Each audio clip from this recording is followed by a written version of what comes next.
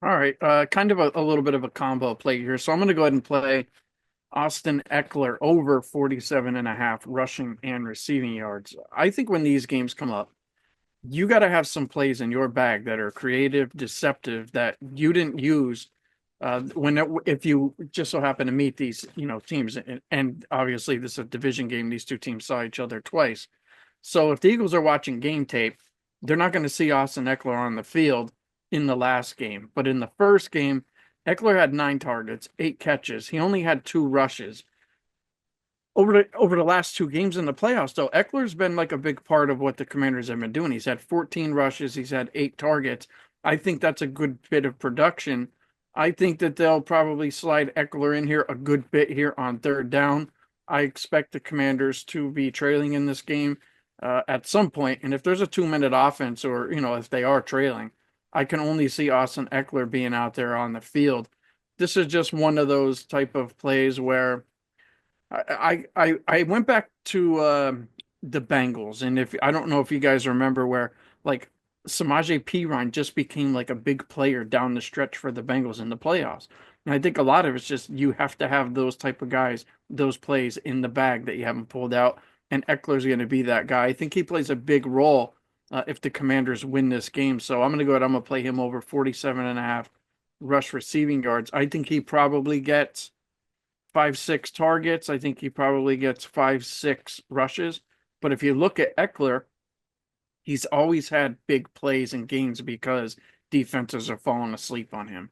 And I think with De'Ami Brown picking it up, McLaurin picking it up, Ertz picking it up, and then you have to go ahead and you got to keep your eyes on Jaden Daniels. Washington becomes a little bit more difficult of a team to go ahead and defend against. And I think Eckler probably benefits there. So, like I said, I'm gonna play him over 47 and a half rush plus receiving yards. I'll jump in here with you. My running back prop here was Eckler on his receiving yards to go over.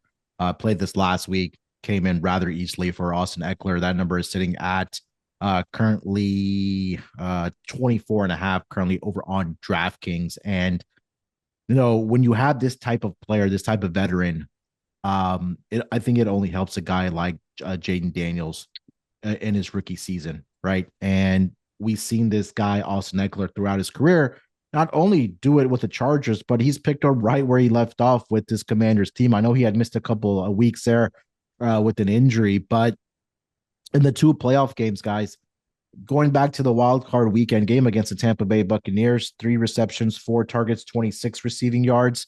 Against the Lions last week, 4 receptions, 4 targets, 41 yards. He did play in one game this season against against the Eagles.